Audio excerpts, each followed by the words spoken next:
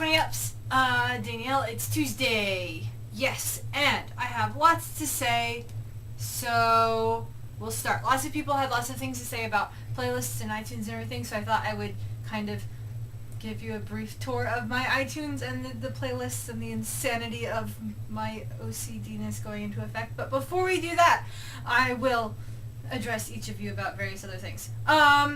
Definitely agree with everybody else that we need to come up with the punishments for Lucy and TJ. We're both so determined that your teams will get to the semifinals, finals, whatever they go to.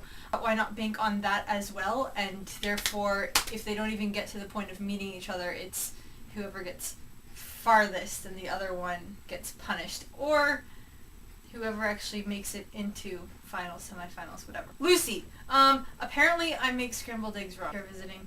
But, so, in addition to being OCD, I like to find the most efficient way of doing things possible, which means that when I'm cooking or baking, I use the fewest amount of utensils, pots, pans as I can, which means that I change some of the orders of adding ingredients when I bake, but not if it changes the outcome. So far, none of those has changed how the end product results. But yeah, I just crack the eggs and then put them around with a spatula in the pan because it dirties less things. The Chesapeake Bay Bridge is awesome, and I'm glad that you were able to go on it once. It's a lot of fun.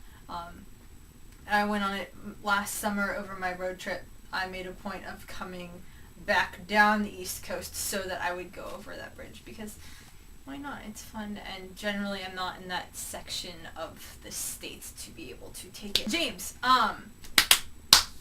you mentioned that your car is like all manual everything, which made me really excited because I love driving manual transmission.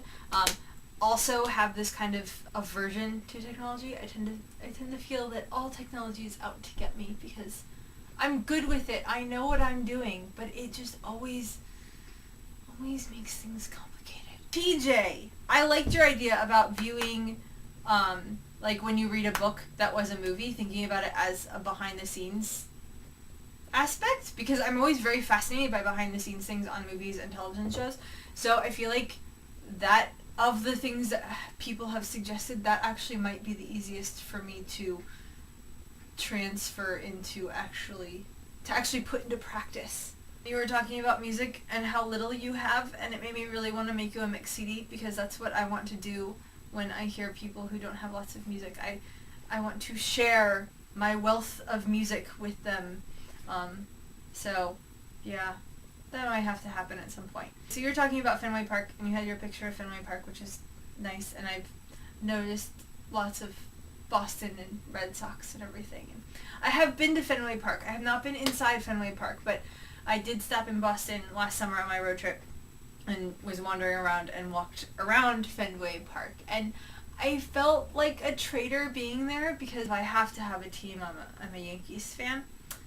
And I know enough to know that yeah, you don't wear any Yankees paraphernalia when you're up in Boston, and you don't wear Boston paraphernalia when you're in New York. So I'm aware of this. But Fenway Park is really pretty, and I enjoyed walking around it. Okay, on to iTunes and organizing because I get really excited by this. But to start off, TJ asked how much I had if those two playlists combined were approximately 1.5 days or whatever. So, I have 11 days of music, which is 18.65 gigabytes, or 4,125 items. That's a lot of music. I've listened to just about everything, and ones that I have that it doesn't think that I've listened to, I have, it's just not while I've had it on the computer. So that's kind of cool. I have that much music because I tend to get not bored with music, but I want to have a large variety. I'm finicky when I get in my moods of what I want to listen to, and then it tends to be very specific. So, I have lots of playlists, which make me very happy. I just wanted to run through some of these because even if you don't have playlists, I've been looking online and looking for what other people suggest has given me a lot of ideas on how to organize my iTunes. Some of which I am taking into account and some of which I am not. So, and like Jins, you said that you don't have a lot of music, and TJ, you don't have a lot of music, but I would, like Jins, you said that you don't have playlists because you don't feel like you have a lot. I know that for me, like, I can understand when you don't have much music, there's not as much of a need for playlists. For me, if I were to put my iTunes on shuffle, I would skip songs for like a half hour straight before I got to something that fit the mood I'm playing. But I don't think that just because you don't have a lot of music doesn't mean that you can't have playlists, and get it really very specific and very narrowed down. And it makes you think a lot about what you have and what you like playing. I've been very surprised in doing this. So I have my alarm playlist because I wake up to my iPod.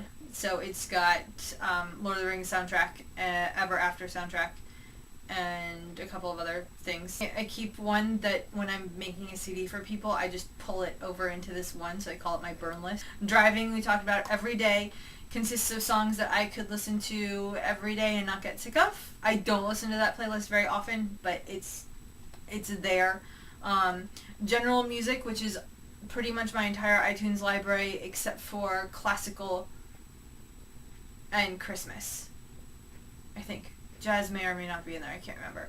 Happiness, which I mentioned. Homeworking, which I don't use anymore since I'm not in school, but it is pretty much all classical. I have an indie playlist, but it's not true indie as far as like actually looking at the genres. It's more what I think of as indie, which is weird. Indulgent, which I mentioned last week. Mishmash, which is pretty much everything that I've gotten recently that I want to try and listen to figure out if I like it, so I can go there and all my new music is there. I actually just created a smart playlist that I entitled New, and will change names to Mishmash if I end up using that one more. That's the same thing, but in smart playlist. So this is what's, oh my gosh, it's so cool. So I can sit in there and I can specify that I want this playlist to only consist of music that I have attained over the last 3 months and that has been played less than 6 times and does not include anything that's classical and does not include anything that's jazz. It's, oh my gosh, you can do so much with it. It's so exciting. That's my little flip. Radio, which consists of mostly more pop stuff that I hear on the radio if that's just kind of the mood that I'm in. Summer, which is just any song that reminds me of summer, and most of them actually have nothing to do with summer, and anybody else looking at this is going to get very confused why, but it has to do with the people, places, and times. YouTube, which is all the artists that I have gotten off of, that I've found via YouTube. Most of these have been obtained through DFTV. And then I've got my new ones, which are super, super, super exciting. So, when I've been doing research online to try and figure out other ways that people organize their iTunes, everybody does it by ratings. And I don't really like the 5-star rating thing, but I'm going to give it a shot, although it's very daunting to think about rating 11 days worth of music, and I'm slightly stressed and may not actually do, this may not be completed at any point. But it makes sense, because if you rate things and then you have a playlist of just 5 stars, but just 4 stars, just 3 stars, then I know that I only want to play music that I absolutely love, regardless of what genre it's in, and I can go and listen to 5 stars. So, like, it makes sense, it's just the whole getting it there. And then I've got genres. So, this is what I found really interesting when I've been doing it recently. I was doing all sorts of smart playlists and realized that genres are really, really hard to determine in music anyway, because you can't really get so narrowed down that you've got soft rock, hard rock, pop rock, alternative rock, punk rock, emo rock, and all of those things. So they all go into rock, because otherwise you've got 5 songs here, 5 songs there. And I'm trying to be general with my genres. I use Wikipedia, so I go on and, like, every song in my library has a genre attached to it. They also, every single one has a title, artist, and album. So I use Wikipedia to determine where they think what genre this artist falls under, and then I use my own, this is what I generally want to listen to it with. So the ones that I've been dealing with a lot is, I have a couple of albums from Avril Lavigne from when I was in high school, and those I would consider punk. And then I have a couple of songs from Pink, who is technically pop, but the songs that I have from her tend to be more punk. So my punk genre is very hit and miss in however I think it fits. I also have folk, which is not actual folk music. It's more really, I guess, what you consider indie folk or alternative folk. Alternative, I just went through and like redid all of those because there was far too much in the alternative, although I do have some. It's alternative kind of the same as indie, which is why I think I'll get rid of my indie. Classical, I made Disney its own genre, because when you have 4.5 hours of Disney and you only want to listen to Disney, it's just so much easier to search for that. Jazz, pop, punk, R&B, of which there's not much. It's classics. It's Stevie Wonder. It's Ray Charles, The Temptations. Not really what we think of. Rock, singer-songwriter, Trock. And then I've got 2 Christmas playlists, Christmas and then Christmas Fun, which is all of my Christmas music minus the classical tracks, because those get, I don't always want to listen to them. Comedy, anything that makes me laugh, which is usually songs and crazy songs. And then worship music stuff that I listen to at church and everything. And then, of course, I love making mix CDs, so I've got a playlist every time for each friend, and then I just add it, so then I know what I've given them, and I'm not giving them duplicates. It's a fabulous system. So normally, this is why I'm really, really excited about iTunes Smart Playlist, because normally, every couple of months, I would go through my recently added list, and I would determine where they would fall. So I would try and be good, but sometimes you need to listen to an album a couple of times before you can determine where you want those songs to go. But with the Smart Playlist, I don't have to do that, except for when I'm to the same extent. It will automatically take them into the genres and everything, and all I have to do is remember to put them in the playlists that go more with emotions, which is still a lot of them, but it'll make it so much easier, and it makes me really excited. So automatically updates, which is awesome.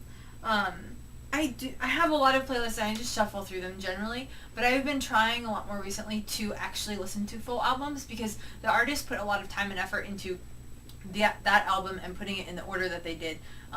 So I'm trying to do that more. I don't buy whole albums very frequently, but when I do, I find I listen to the whole album a number of times, and then ultimately it ends up in my iTunes playlist and just on shuffle. And there you go. There's a little insight into the crazy mind of Danielle and how she organized.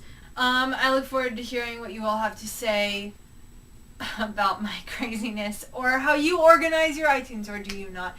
In which case, I might have a slight panic attack. But that's okay. It's okay. I'll just take deep breaths now, and we'll be okay. In the meantime, DFTBA.